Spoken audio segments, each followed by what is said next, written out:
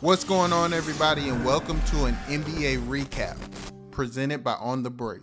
So we're going to start out in New York, where the Knicks are taking on the Indiana Pacers. This is a great matchup between two all-star point guards, Jalen Brunson and Tyrese Haliburton. But let's not forget about this guard. Donte DiVincenzo has been playing some great basketball this season. On this play, he knocks down a tough shot, banking in a three-pointer. Then Tyrese Haliburton comes down the floor. He drives into the lane and finishes at the rim. But Donte DiVincenzo comes right back, gets a dribble handoff, and hits a three-pointer. And here's some defense for the Pacers. Obi Toppin gets the steal and drives coast to coast to throw it down in transition. Jalen Brunson, making sure the Knicks don't fall too far behind, gets into the lane and hits the floater. Then right before halftime, he beats the buzzer, hitting the runner in the lane. The Pacers still have a 7-point lead going into halftime.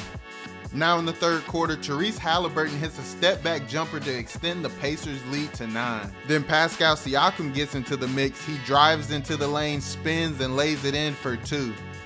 And then there goes that man, Donte DiVincenzo again, knocking down a three-pointer. Then about halfway through the fourth quarter, Josh Hart finds Jalen Brunson, who knocks down a 3 to tie the game at 91. And this is where Jalen Brunson starts to take over. He sizes up the defender, knocks down a pull-up jump shot to extend the lead. The Pacers, trying to apply pressure on defense, gets the steal and dunks it home to take a 1-point lead. Jalen Brunson got poked in the eye, but there was no foul called. But he stays in the game and says, "That's all right, I'll just get it right back." Drives into the lane, gets the bucket and the foul.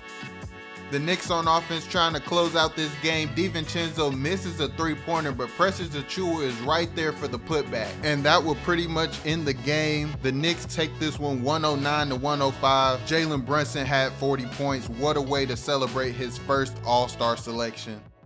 Now we're going to head out to Minnesota, where the Timberwolves are taking on the Orlando Magic. Paolo Banchero is also a first-time All-Star. He gets the ball in the post and dunks on Anthony Edwards. But Anthony Edwards comes back down the floor. He drives into the lane and lays it in. Nobody stopping him when he gets going downhill. This is what makes him such a special player. He can score from all levels. On this play, he knocks down a pull-up jump shot. This is great hustle by Markelle Fultz. He dives on the floor, gets the loose ball, and passes it to Paolo for an easy dunk. Karl-Anthony Towns made his 4th All-Star selection this year. He makes a great play, gets into the lane and says, "Excuse me, I'm about to dunk the basketball." Rudy Gobert gets the ball in the post. He drop steps and dunks the ball over Paolo Banchero. This is great defense by Markelle Fultz. He's in the passing lane, gets the steal, and finishes with a dunk in transition. This is great ball movement by the Magic. Paolo dishes it to Franz Wagner, and he drops it off to a cutting Markelle Fultz for a layup. Now on to the second half. The Magic are down by 2. Paolo Banchero throws a nice pass to Wendell Carter Jr. for an alley-oop. Then Paolo gets the ball in the high post. He drives to the lane and hits the layup to put the Magic up by 1. Anthony Edwards returns to the game after hurting his knee earlier. He gets into the lane, sidesteps, and lays it in. Glad he's alright and was able to get back in the game. Here in the fourth quarter, the Magic get the rebound. They get out on the break. Cole Anthony dishes it to Franz Wagner, who finishes with a dunk in transition.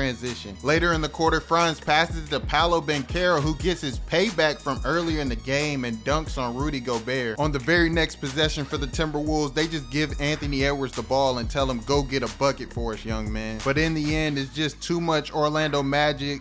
Franz Wagner drives into the lane and lays it in. Then late in the fourth, Franz misses a jump shot, but Jonathan Isaac is there for the putback to give the Orlando Magic a little bit more cushion on their lead. Last chance for the Timberwolves. They actually draw up a really good play, and they get a good look for Anthony Edwards. He knocks a three-pointer down, but it's just too little too late. The Timberwolves will try and foul to extend the game. They don't get the whistle, and the Orlando Magic will take this one 108 to 106. They get a little bit of revenge on the Timberwolves from their loss to them earlier in the season. Now we're going down to Atlanta, Georgia, where the Hawks are taking on the Golden State Warriors.